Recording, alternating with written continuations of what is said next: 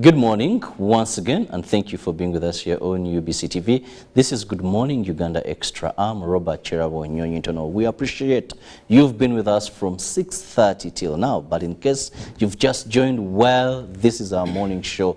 It is an extension, and we're always here from the hour of 6:30.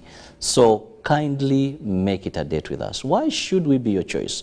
Because we spice up your mornings. Some laughters, yet very informative discussions that are locally and globally. Now, in this extension of Good Morning Uganda, I have a very interesting topic and very, very important.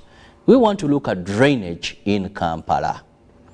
Now, yesterday it rained, and of course we know we are in the March to May rainy season, where we see a lot of havoc happening when it rains in Kampala. Traders will tell you, even those that pay expensively in some arcades in the city, water runs through these arcades. Those in the market, they will tell you in some markets, well, once it rains, business is closed until the rain stops.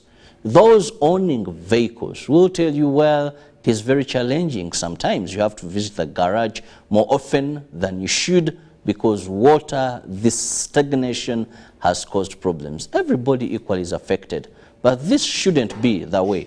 We should carry out with life despite the rain and only avoid it raining on you. So if you have a car, you would be moving. If you have a sheltered place where you're working, you should be conducting your business.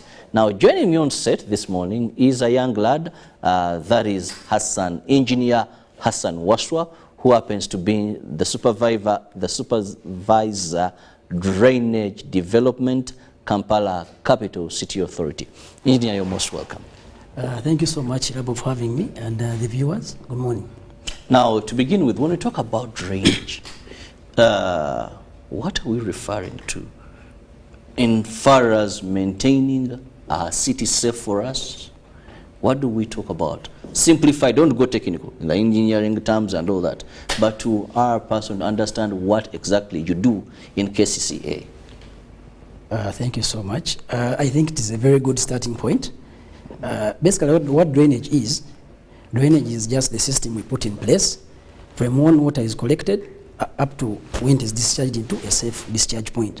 It's simply a network of systems that allows us to safely convey this generated water we have from homes, roads, and all other infrastructure we have straight into the discharge points. These discharge points, sometimes they are the swamps, the lakes, the rivers, and sometimes also artificial discharge points like constructed wetlands. So basically, drainage is simply, to put it simply, is a network of a system, engineered system, that conveys water from the collection point to the discharge point.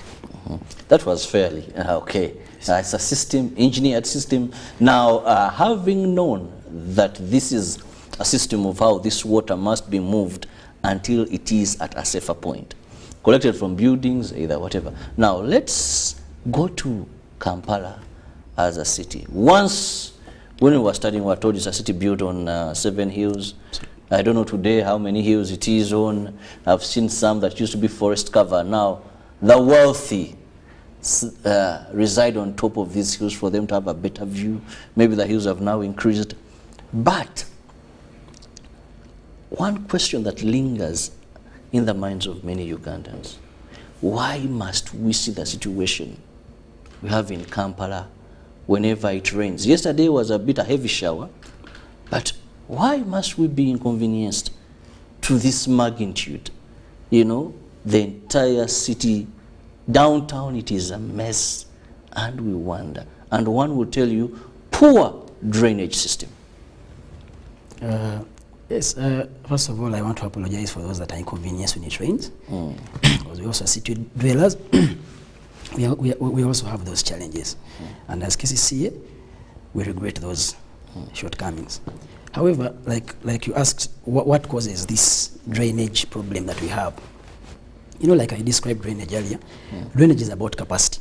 Having sizable systems that can convey this water that we collect in those areas I described to the safe point. Now, of course, what causes flooding is there's a problem somewhere in that network of drainage.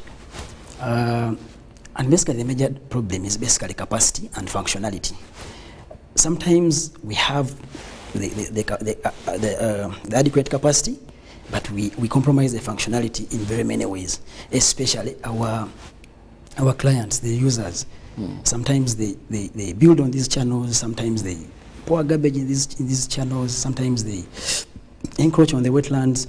This causes the system to not function that it's supposed to function under the ideal circumstances at which we design. Because when we are designing these channels, we don't design a culvert and say, oh, okay, we are going to consider a sack of garbage and add another maybe barrow or another line of a culvert to take garbage. We don't do that. We simply design and say we have so much water, this is what we have to take. Now, when you have someone to dump a sack of garbage in one of the culverts, it will not function as we have designed it to be, which is a very major problem. The second problem why we have this issue is about the capacity. As you know, drainage is a little bit historical. We inherited the city from our predecessors who did a good job when it comes to drainage. However, drainage capacity has to increase with time, because what happens is that the surrounding areas are getting constructed. Like you mentioned, people are going on top of hills. So the impervious section, the sections that don't take in water anymore become more. So which means that all the drainage downstream must be expanded. So we are doing that a step-by-step process, as we know, with all the constraints we have, and we have established what they call the Kampala Drainage Master Plan in 2016. We established it from funding from the IDA. This master plan is like our guiding document on what we have to do for the drainage to mitigate the issues of drainage. So we are working behind the scenes in order to rectify that issue. But majorly, the major cause of the drainage problem is basically the construction of channels and the poor use of channels and the undercapacity of the channels. The undercapacity of the channels is totally within our docket. We have to have these designs. That's why the KDMP comes in, and we shall implement it the way it is. It runs up to 2060. Yes. Now this brings me, you said there are three. Now capacity is your issue. Yes. But this dumping in the drainage systems is one of the things that many times you've had KCCA put forward as an excuse. But also, we wonder, what have you put in place to fight this? You're in charge of drainage. That means every day maybe you meet these sacks whenever it rains. One, keeping these channels. Of course, we are not in support of people dumping, but how often do we what is the maintenance rate of these channels? You know, because sometimes it's easy to know that, you see, this flooding here is because this channel has been blocked. How often do we deseal it? We may not have the capacity to have bigger drainage system, but how often do we deseal it? How often do we clean these, you know? When we know we are going in a rain season, maybe the meteorological department has confirmed that this is going to be, we are going to receive Kampala rains extremely above normal. As KCCA, are we proactive that by the time these rains come, at least in the 5 divisions, have we been able to clear these channels away from what was so much in there? Thank you so much. I want to begin where you started. It's not an excuse, it's a challenge. We have a major challenge when it comes to maintaining these channels. Yes, we do maintain, but in the drainage network, there are 3 types. There's what we call the primary network, there's what we call the secondary network, what we call the tertiary network. The primary network are these big channels you see, like Nalukolongo, Nachivubo, Chinawataka, Kansanga, Mayanja. Those are the ones that actually complete the process. Take the water to the final discharge point, to the swamps, lakes, rivers that I mentioned earlier. The second part are the secondary channels, which convey the water from the big infrastructure to the primary channels, then they take the water to the final discharge point. The third tier is the tertiary drains. Now, tertiary drains are those channels like the one you have at your home that remove water from your compound, take to the road, which is also part of the tertiary network, and go into the secondary network. Now, you talked about the maintenance issue. We have a team of over 1,000 workers that maintain, and we do two kinds of maintenance. One, we have the mechanized, where we have tractors, we have excavators, and then we have the tippers. These we normally focus those equipment on the primary network, the one that is big and yes. Then for the secondary network, we have some secondaries are big, so we also employ the mechanical approach. And then we also we have a team, like I said, of desilters. Our colleagues help us in the field to clean these channels. They enter into those culverts, remove the garbage, dredge, remove the silt, load the silt, take it away from the channels. Then we have the tertiary network. Now, in the tertiary network, this is where we have our biggest challenge because of mainly two reasons. One, the tertiary network is so big. It is so big because imagine wherever you pass, the roads you pass coming home, all that is part of the tertiary network. Now, the tertiary network, we normally we do some maintenance as well, but rely on people within the communities to actually assist us. For example, if you have a drainage in your area and it has garbage leaves, if you clean it often, that garbage and those garbage and leaves, it won't end up into the secondary network, so it will make our work easier. So for maintenance, we're in full swing, and we don't only maintain in the dry season, we maintain throughout. Whether the wet season, even yesterday we were at Station Road, trying to open up the inlets, because some of these things, you see a road floods, but just a simple boat has blocked the inlet, and just 10 minutes or less, the water has gone. The purpose of that is that we want the network to perform, like I said earlier, very efficiently. Then, on the maintenance issue, still, because of the challenges we have of maybe it's not an endless check that we want, because we would want 10,000 workers, for example. But given that we have other priorities and other areas we have to focus on, we split the cake and use the little we have effectively to actually maintain the drainages. So we are doing maintenance. Now, you've talked about maintaining and how, of course, there's some constraints in terms of manpower and money, but let's look at, sometimes for you to remedy something, you must know the cause. Yes, I agree that people who have bad habits in them. But this issue of garbage in Kampala, at one time, they were depositing sites where people would remove garbage from their homes and then take them to a certain place they know that KCA will come and take this garbage away. Then KCA went into contracting people who would come, pick this garbage from people's homes at a fee. I don't know how much was agreed, because the last time I talked to the authorities in KCA, they were giving a different, far low much figure of money that these contractors must ask someone to take their rubbish compared to. Now, we look at a person who is fighting hard, tooth and nail, to have a meal or two a day. And this person has to cough with 10,000 to have his rubbish taken. This is what many may do, because I've witnessed it. You wake up in the morning, at your gate, there's a sack. Some Ugandan has brought it to your gate. Other Ugandan, when it rains and they are sure everyone is asleep or what, they will see the running water, put in a drainage. So much as this, I don't support in any way. But how are we handling discarding off of garbage in an affordable, easy manner? Because I know that it comes back to you. It does. KCC has different departments. And that directly falls under the Department of Public Health and Environment. However, I can respond with some level of certainty. One, dumping garbage in a channel is a choice that someone takes.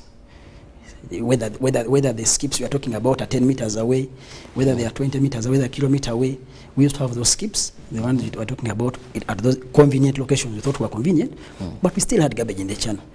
So I strongly believe that it's a mindset issue. It's a mindset, and it's kind of the community setup. Much as we removed the skips and we contracted the external service providers, we also have garbage trucks that move around. And I've seen communities where I stay, where they have a collection point of their garbage. That's where the garbage truck accesses. Then from there, they can be able to take it to the specific landfill. However, it's still we still have a big job. The drainage master plan under the T4 the socioeconomic analysis and environment. It analyzes that problem in detail. And one of the recommendations it gave us, and one of the recommendations we are following, is that we have to carry out sensitization campaigns, so that our people understand that when you dump garbage in a channel where you're going to pass, you will feel the effect. You will find a place which is flooded, but you dumped the garbage maybe 2 weeks back, but your own garbage is one that is causing your own problem. So it's a mindset issue that we have to embark on and ensure that we try as much as possible to provide alternatives for our people. And I'm sure management is working in the right direction. Yes. Well, we are still discussing issues regarding drainage in Kampala, where we see how best can we ensure that situations don't affect us. This rain, whenever I have showers, we have minimal inconveniences, not what sometimes we see in the city. And I have Engineer Hassan, who is in charge of that is drainage supervision and development in Kampala Capital City Authority. Allow me to go for a short break. When I return, we will still be discussing this, and of course the aim is to have a solution to that. If it is the issue of drainage and people ensuring they are depositing their garbage in this drainage system, how best can we reduce this? If it is, of course, lack of capacity for KCCA, maybe how do we help in terms of that? Meaning not technical capacity, definitely, but maybe financial. If it is the fact that maybe some systems are outdated, or it is people vandalizing or building on top of this, how do you address that? No, in the next hour of this is what I want to address with the engineer. The 3 major causes of drainage in Kampala, how are we handling each to see that we reduce the impact of the rains in Kampala? Return shortly. Live from UBC Studios in Kampala, this is Good Morning Uganda Extra.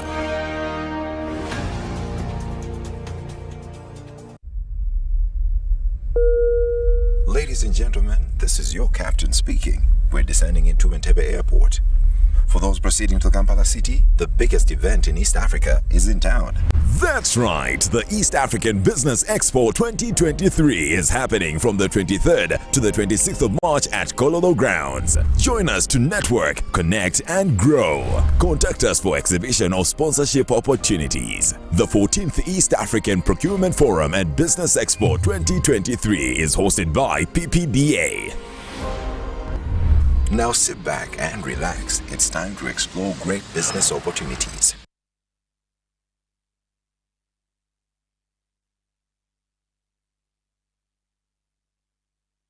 Get the most affordable 4G smartphone in Uganda from Airtel. Now heavily discounted from 250,000 shillings to 150,000 shillings only. Yes, 150,000 shillings only to keep you connected to your loved ones. Dial *175*94# to activate free 1 GB instantly and 100% double data on all weekly and monthly bundles for 3 months. Get one today while stock lasts from the nearest Airtel shop. With Airtel, the smartphone network. The Tales of Kasozi, brought to you by Uganda Communications Commission. Hello? Hello? This is Kasozi. How can I help you? Hey, Kasozi, my brother. Long time. We last met when we were at campus. It's been a while, but you are the person I'm looking for. Campus? Really? Hey, you don't remember me? Okay, so how can I help you? I'm stuck in Gulu making millions, and I need to urgently send money to my sick mother. But I can't find any mobile money agent near me. I've sent the money to your phone, as you can see the message. It might take a few minutes to come through, but I urgently need you to send the money to my mother. Let me send you her number, and you send it to her chap. My friend, I'm afraid your mom is going to die. What? Because I don't know you, I never went to campus, and I'm also in Gulu. So can we meet at CPS? We talk about it. Stay tuned for what Kasozi does next. Tofera, refrain from unnecessary engagement with strangers over the phone. This message is powered by the Uganda Communications Commission.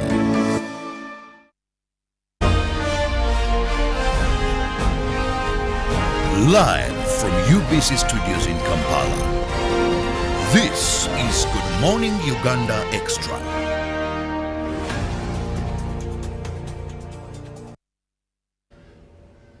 Welcome back from that short break, and thank you for being with us here on UBC TV. I'm with Engineer Hassan Waswa, who is in charge of drainage supervision and development at the Kampala Capital City Authority, KCCA, and we are looking at drainage in Kampala. Now, when I look through documents, you know, KCCA has come up with a number of mega plans. In 2016, they came up with a Kampala drainage master plan, and we were told this was going to address issues like people constructing on these drainage channels. It was going to address issues of dumping garbage. It was going to address issues of also need to replace some of these outdated of lesser quantity than what we are having now in terms of the water that runs through the city. So let's understand 2016 and 2023, what has failed, or how has this been implemented, or what changed? Because with this, maybe we thought that most of these now, the problems we're experiencing, could be history. Thank you so much. Welcome back, our viewers. The key thing about the Drainage Master Plan 2016 is that it is well detailed. Mm-hmm. It has 5 sections. It has section 1 on policy. What should we do policy-wise, institutional-wise, and which laws do we have to have in place to kind of protect drainage? And also changes within the institution. It has section 2, which is about the design guidelines, the ones we give our private people like you. Say, when you're designing, please at least have some rainwater harvesting, so what you limit. If people in maybe Chanja, everybody is harvesting 90% of their water, we are going to have less stress on the drainage system. Then 3 is the operation and maintenance. The operation and maintenance is basically guiding us on how to maintain the drainage network once it is in place. Then 4, the social and environmental aspect. And then 5, what they call the implementation strategy. I would dwell into the implementation strategy because it's where most people want results. You have the document with you, but what have you done with it? Now, we have done quite a number of work in terms of the drainage. If you can pass by Lubigi, we have done some work on structural interventions in Lubigi, and if you can, we plan to do some work in Nalukolongo, those primary networks. However, the implementation strategy gives us two ways. 1, what we call the structural measures. 2, what we call the non-structural measures. The non-structural measures are things you are talking about: increase staff, build capacity, change the KCCA structure to accommodate more engineers, let more funding be given to drainage. Then the structural interventions are the capacity issues I was talking about. Improve a box culvert A, improve the channel B, or restore a wetland, basically where you need action, construct a wetland. Now, the major challenge we have is that this plan is divided into 3. Short term was between 2017 and 2022, medium term between 2022 and 2040, and then long term 2040-2060. Now, the short term, the master plan guides us and says, deal with bottlenecks, deal with the small culverts, deal with the undersized channels, and restore the wetlands. We are still in touch with our other stakeholders. As you know, the wetland mandate is not only for KCCA. We have other stakeholders that are involved, and we engage on a day-to-day basis. For the issue of capacity, we have implemented projects. We are doing a lot of work in the communities. When it comes to, we are doing, for example, in Mayanja, we are doing Bokeje. We have done some box culverts at Nabweru, if you have passed Nabweru, because yesterday it didn't even appear on the news that had flooded. So we are trying to implement this plan, but like I say, it is in stages, and as the funding is availed, we implement.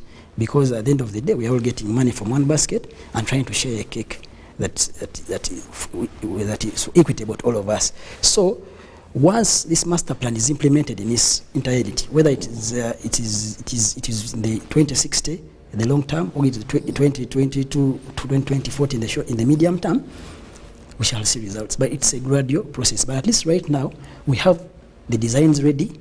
We are waiting for the funding. Then we move. For the areas, for example, right now they're implementing, the ADB project is implementing about 29 roads. About 35% of that project cost is going to drainage. Imagine 29 roads with a proper drainage network. For example, we are going to deal with Port Bay Road, that place at Shell, which always gives us issues. So, given that most of these drainage problems are happening on roads, we are very, very, very optimistic that once these projects are implemented and finished, we are going to be in the all clear, and we are going to be very, very fine. I'm very sure. Yes. Well, so much hope for Ugandans that once the Kampala drainage master plan is done, most of the challenges we are facing today may be dealt with. But, you know, I don't want to take you outside your docket, but certain things that we want to understand. Some of the problems that we are facing today as a result of our drainage system, one wonders, how do they happen when we have an authority in place? You know, some of these drainage channels are built on. And we know KCCA is the only body that will allow you the license to build. I've been in places where someone is just raising, I don't even want to call it a building, but something very funny. And the next is the enforcement team is there. They arrest the casual workers, they take the wheelbarrow, and those guys are hard to hide from. Because even the deepest within the 5 divisions, you cannot build, they will get to you. If you see that structure, then either, I don't know how you've made it through, but this happens when we talk about for building in wetlands. Yes, we have NEMA the other side, but also for you to have this structure, we have occupancy permits and all that.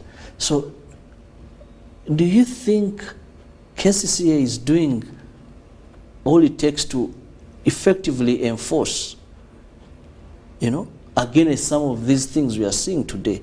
Or are we more waiting at things at the end of the tunnel and say, now this is a problem we have at hand, but we've not been proactive enough?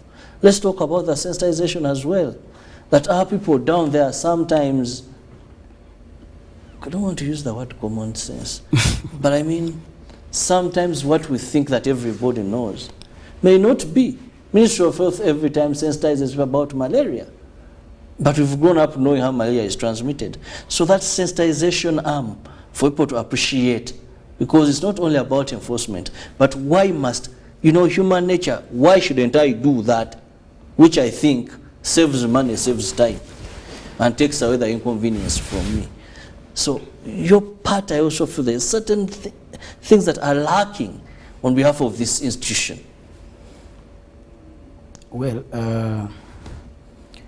drainage deals with space. It has to have space to pass. It's not like a road where you say, if there's a rock there, let me pass here, pass there, then I come back and join the road further. That side. The best drainages are those that move straight. Like I described, from collection point, you convey, you discharge. Now, along the network, we have those issues you have mentioned, where you have someone building on the channel. But like I said, Chirabo, is that an illegality is an illegality. True. If it passes through the cracks, it's still an illegality. It doesn't matter whether he built maybe and the structure is standing, maybe encroached on a wetland, it's still an illegality. And we are dealing with these problems. If you have passed by Nakawa, we have brought down that person who had hoarded off that place. That's a drainage corridor. So, however, the institution is improving capacity of our building inspectors and our physical planners to empower them, arrest these situations early. Whether it means working backwards, we are going to work backwards and remove all these structures from the drainage corridors that you're talking about. The major challenge with those issues, like I said, is the land tenure system. You see, like I mentioned, drainage requires space. You may need 2 meters today, tomorrow you'll need 4 meters. After 10 years, you need 5 meters. After some years, you need another 15, because it expands with time. Now, because of that, we rely on, because of the financial constraints, we only have capital costs. We only have the money to implement the project. So that poses a challenge, because you can't gazette land that is not yours. You can't come here and say, this is a drainage corridor, you go away. I don't expect to do any work here. We work within the system and try to gazette people's goodwill that you see if you block the drainage here, you're going to have issues, you're going to cause issues downstream, you're going to cause issues with your neighbors, you're going to cause issues for the road. Now, the problem with that is that we have a lot of resistance when it comes to drainage appreciation. That is why sometimes people even sell you a plot of land in a wetland during the dry season, and it's very dry and you're okay with it. Most people appreciate the drainage aspect when it rains. When it rains, that place is flooding, that place is flooding. However, for us, because it is a constant battle against this, that it flooded this time, let's ensure when the rains come in November, it's not flooded. What do we do? Then the issue of space comes in. Mr. Cheraba, I don't think if I come to your home and I say I want to increase this channel near your home from the 2 meters, 4 meters, please demolish your perimeter wall, extend it. And it might be an illegal structure anyway. But we have a lot of processes that we pass through, even other stakeholders, including the courts, to get court orders to demolish these things. So the process is a little bit slow, but it is effective. We shall work backwards and we shall gazette the ones that we're able to gazette. We shall gazette, especially those ones that have temporary structures. Someone comes and puts a temporary structure on the channel, that one we will remove immediately. If someone comes and wants to construct in a wetland, and we're not part of that. Actually, we condemn that construction in wetlands. Every single day we condemn it, and we can even use these platforms to condemn construction in wetlands. And we have to, because when you construct in a wetland, you're affecting a number of people, not just you who's doing the construction. So we try as much as possible, and we shall continue trying, and we shall not stop, to ensure that, one, we gazette those channel corridors, the ones that are gazetteable, which are available. Two, we shall chase every single application that comes in a wetland without looking at other things. And three, we are going to build capacity of these, the ones you're talking about, the ones to take the wheelbarrows, the ones to have a better, to have a bigger presence in the communities like they previously had, mainly because of the funding constraints that is always less than what we actually require to get a holistic approach. Well, we hope that we are going, we see it, we have done, because at the end of the day, we want a better city, that is befitting of being the capital city. There's so much more so in trains. If you came to Kampala, you've rightly pointed out some of the areas where you go to buy a plot of land now, and it is half the price it was when it wasn't raining, but later on only to discover that there wasn't value for money when it begins raining. Now, time is also much on my side, but as we wind up, what is your message to Ugandans that are watching us, more so drillers and those that work in the city? Because much as you have a role to play, also us who work in this city, who reside, who stay in this city, have a much bigger role to do. Okay, thank you very much. I can always be reached on other platforms in KCCA for any clarification through the communication specialists. One of the major roles KCCA has, let's begin with what we are going to do. We are going to implement a drainage master plan, page by page.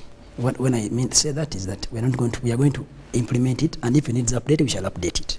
But the implementation of the master plan is purely structural. It's improving capacity, which is our role. The role of the citizens and the dwellers in Kampala. One, we expect you to respect these drainages. They serve a very big, very big purpose when it comes to conveying this water to the discharge points. What do I mean by respect the drainages? One, don't build on them. You have space. Make sure you, as much as possible, give water its path, because like they say, water will always flow where it has flowed before. So because of that, it says that even if you divert it, eventually after some time it's going to come back and pass where it used to pass. Then secondly, the solid waste management. Make sure that at least we always have our trucks that move around the city, and they have designated collection areas where they collect water, where they collect the garbage. You can have that place, take your garbage there, and our trucks will.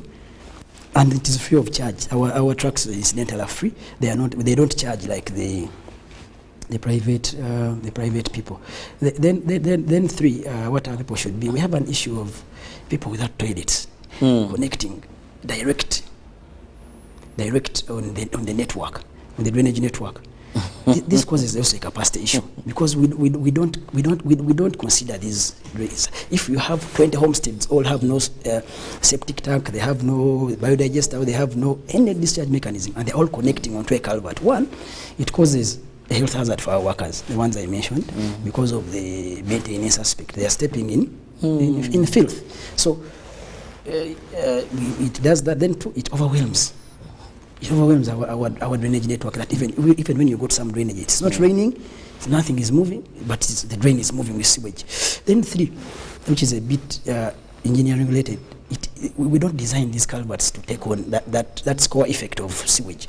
So the lifespan of the drainage will be less because you are discharging wastewater is corrosive by nature. So you are discharging wastewater in a drainage pipe which is not designed to be a combined system. It is simply drainage. So we encourage our people, please get alternatives to discharge waste, both solid waste and wastewater, so that we can have a better drainage network. But as KCCA, we are going to do our part, and we have the rule book, we have the guidelines, we have everything in place, even the designs we have for some of these major channels.